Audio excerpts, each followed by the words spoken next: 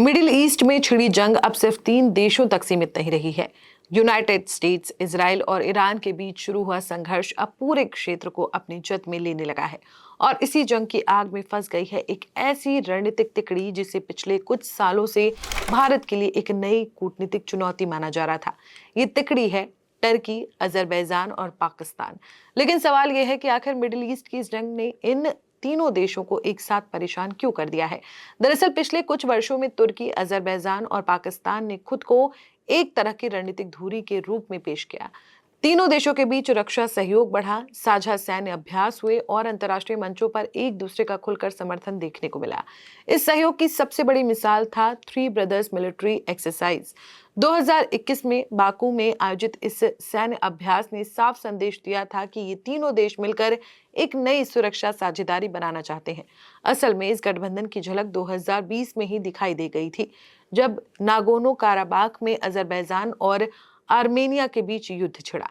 उस दौरान तुर्की ने अजरबैजान को मिलिट्री सपोर्ट दिया, जबकि पाकिस्तान ने कूटनीतिक स्तर पर बाकू का खुलकर समर्थन किया। यहीं से इस तिकड़ी ने दुनिया को ये संकेत देना शुरू कर दिया कि ये राजनीतिक और सैन्य स्तर पर एक दूसरे के साथ खड़े हैं। भारत के नजरिए से ये गठबंधन खासा अहम था, क्योंकि पाकिस्तान तो पहले से ही भारत का रणनीतिक प्रतिद्वंदी रहा है। लेकिन पिछले कुछ वर्षों में रिसेप ताइप एर्दोगन के नेतृत्व में तुर्की ने भी कई बार कश्मीर मुद्दे पर पाकिस्तान का समर्थन किया। वहीं अजरबैजान भी कई अंतर्राष्ट्रीय मंचों पर पाकिस्तान के रुख के करीब दिखाई दिया। इसके साथ ही तीनों देशों के बीच बढ़ते सैन्य अभ्यास और रक्षा सहयोग ने भारत की रणनीतिक चिंताओं को और बढ़ा दिया था। लेकिन अब मिडिल ईस्ट की जंग ने इस गठजोड़ की कमजोरियां उजागर कर दी हैं।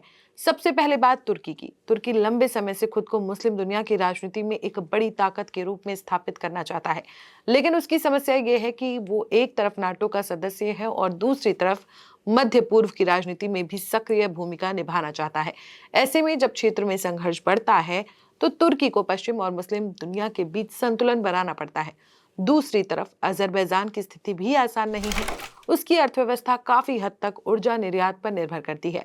यूरोप का तेल और गैस पहुंचाने वाली परियोजनाएं जैसे बाकू तबिसी सेहान पाइपलाइन और साउथर्न गैस कॉरिडोर उसकी अर्थव्यवस्था की रीढ़ है। अगर मिडिल ईस्ट में युद्ध और फैलता है तो समुद्री मार्ग, ऊर्जा आपूर्ति और सुरक्षा समीकरण पर सीधा असर पड़ सकता है।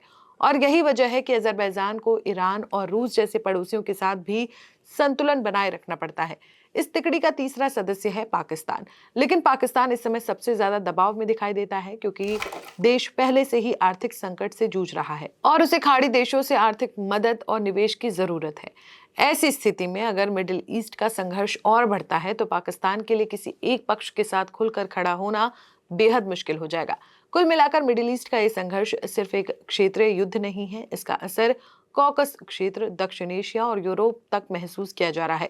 और यही वजह है कि तुर्की, अजरबैजान, पाकिस्तान की ये रणनीतिक तिकड़ी भी अब उस जियोपॉलिटिकल दबाव के घेरे में आ गई है, जिसने पूरे क्षेत्र की राजनीति को नए सिरे से परिभाषित करना शुरू कर दिया है।